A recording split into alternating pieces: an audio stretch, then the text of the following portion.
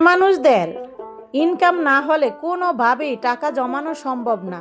হাজব্যান্ডের কাছ থেকে চেয়ে চেয়ে তো তার নিজের যে চাওয়া পাওয়াগুলো সেগুলোই পূরণ করা যায় না, তাহলে আবার টাকা জমাবো কোথা থেকে? এখানে আমি সেলাই কাজ করে হচ্ছে যে মজুরিগুলো শুধু পাইতেছি, সেগুলো এখানে রাখতেছি। আর আমার যে থ্রি পিসের যে বিজনেস আছে সেটার টাকা আমি সংসারের কাজে লাগাতাম।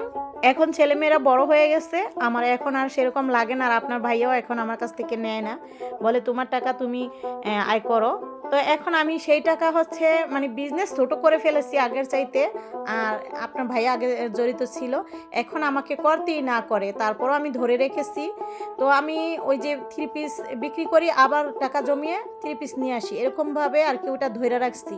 তো অসুস্থ থাকার কারণে হচ্ছে বলতেছে কিচ্ছু করা লাগবে না। তো তা বললে কি আর হয়? আসলে সব কিছুই মেয়ে মানুষদের করতে হয়। সব সময় হাজব্যান্ডের কাছ থেকে টাকা নেওয়া যায় না, আর টাকা নিলেও সেগুলো দিয়ে নিজের চাহিদা বা নিজের ইচ্ছা পূরণ হয় না। জন্য ঘরে বসে মেয়েদের কিছু না কিছু করা উচিত। বকবক করে ফেললাম। সম্মানিত দর্শক, আসসালামু আলাইকুম। আমি ফাতেমা বলছি নারায়ণগঞ্জ থেকে। সবাইকে ওয়েলকাম জানিয়ে শুরু করছি নতুন আরও একটি লাইফস্টাইল ব্লগিং ভিডিও। আশা করছি সম্পূর্ণ ভিডিওটি শেষ পর্যন্ত দেখবেন, ইনশাল্লাহ আপনাদের কাছে ভালো লাগবে। তো এইখানে আপনাদের ভাইয়া হচ্ছে ফল টল আনছে, বাজার টাজার আনছে, সেগুলো একটু গুছিয়ে গাছিয়ে রাখবো। আজকে অনেক ইফতারি বানানো হবে, আপনার ভাইয়ের ফ্রেন্ডদেরকে খাওয়ানো হবে। তো মেয়ে হচ্ছে ইফতারের যে ভাজা পোড়ার কাজগুলো সে করতেছে, আর আগে আগে করতে হবে, কারণ এক জায়গায় পাঠাইলে কিন্তু আগে আগেই করতে হয়। আর অন্য অন্য কী কাজ কাম আছে সেগুলোও করবো, এদিকেও দেখবো। এই তো আমি হচ্ছে এখন ফলগুলো গুছিয়ে রাখবো, আর হচ্ছে বাজার টাজার এগুলো গুছগাছ করে রাখবো, কোটাকাটির ব্যাপার স্যাপার আছে। তো যতটুকু পারি করবো। আর সেলাই কাজও আছে, তো আমি টেবিল মেবিল একটু গুছিয়ে দিয়ে যাই, কারণ মেয়ে হচ্ছে ভাজা পোড়া করতে চলে গেছে। তো এখন ইদানিং লেট করি আমরা গুছগাছটা করি, কারণ খাওয়া দাওয়ার ঝামেলা থাকে না দুপুরে, যার কারণে হচ্ছে সকালে সেলাই কাজ নিয়ে ব্যস্ত থাকি দুপুর পর্যন্ত। তো এই জন্য বললাম। তো যাই হোক, মেয়ে এখন ভাজা পোড়া করতেছে, সেগুলো আবার এখানে এনে রাখবো, যার কারণে এখন টেবিলটা মুছে টুছে গুছিয়ে রাখলাম। আর এই তো শুরু করে দিয়েছে ভাজা পোড়ার কাজ। শেফালির পাশে ডাল বেটে দিচ্ছে, তো বুট ভাজি করা হইতেছে। আর এখন পেঁয়াজগুলো ভাজা হবে, এক এক করে সব কিছুই ভাজা হবে। চিকেন ভাজা হবে, আর হচ্ছে চিকেন দিয়ে ভেজিটেবল রোল বানানো হবে। আর সাথে তো আলুর চপ, আলুর দম, বেগুনি, পেঁয়াজু, তারপর হচ্ছে সবজি পাকোড়া এসব আছে। তো এই তো এক এক করে কিন্তু সব কয়টা ভাজা পোড়া করে ফেলতেছে। আর সব সময় প্রতিদিন কিন্তু রমজান মাস আসলে আমার মেয়ে হচ্ছে এই কাজগুলো করে, আমি সেলাই কাজে নিয়ে ব্যস্ত থাকি। তারপর ওর ভাজা পোড়া কাজ হয়ে গেলে আমি আবার রান্না বান্না করতে আসি।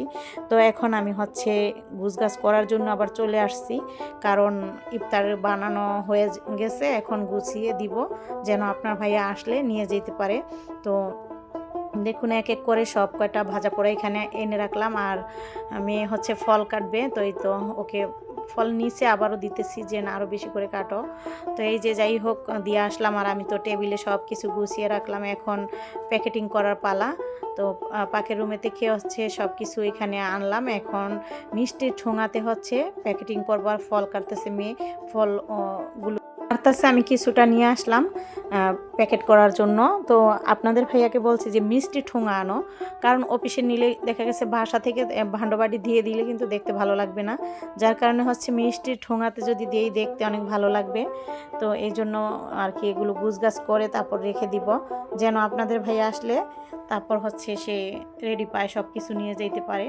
তো এই জন্য আর কি সব কিছু সাজানো গোছানো এক এক করে। এখন আমি এক একটাতে এই মিষ্টির ঠোঙাগুলোতে হচ্ছে আমি প্যাকেটিং করব। সাথে একটা মানে খেজুরের যে বক্স আছে, আজ খেজুর আনা হয়েছিল, তো সেই খেজুরের ইটাতে আবার দিব, কারণ ওটাতে বেশি সারবে, যার কারণে ওটাতে অনেকগুলো দেওয়া যাবে। তো আমি সেটা আবার খালি করে নিলাম। তো দেখলেন তো সব কিছু গোছালো হয়ে গেছে, রেডি। এখন আমি প্যাকেট করব, আর প্যাকেট করার পালা তো হয়ে গেছে। এই যে দেখতে পাচ্ছেন যে মিষ্টি ঠোঙাতে আমি এক এক পদ ভরে নিয়েছি। আর এইখানে হচ্ছে রোল, চিকেন রোল আর হচ্ছে চিকেন একসাথে এই ছোট প্যাকেটে দিচ্ছি। আর অন্য প্যাকেটগুলোতে কিন্তু এক একটাতে এক এক কিছু আর কি ফল আছে, তারপর হচ্ছে যে মানে বেগুনি, পেঁয়াজু, আলুর দম ওইসব দিচ্ছি। তো এইভাবে করে যতটা আর কি গুছিয়ে দেওয়া যায় ততটাই দেওয়ার চেষ্টা করতেছি। তো আজকের এই ভিডিওটি আপনাদের কাছে কেমন লাগলো কমেন্ট করে অবশ্যই জানাবেন। আর যারা এখনও আমার চ্যানেলটিকে সাবস্ক্রাইব করেন নাই, প্লিজ আমার চ্যানেলটিকে আপনারা সাবস্ক্রাইব করে দিবেন। যারা অলরেডি করে দিয়েছেন তাদেরকে অসংখ্য ধন্যবাদ। গুছগাছ করার পর রান্নাবান্নার পালা, সেগুলো করব, আর বাকিটুকু দেখালাম না। আজকের মতো ভিডিওটি এখানেই শেষ করছি। সবাই সুস্থ থাকবেন, ভালো থাকবেন, আল্লাহ হাফেজ।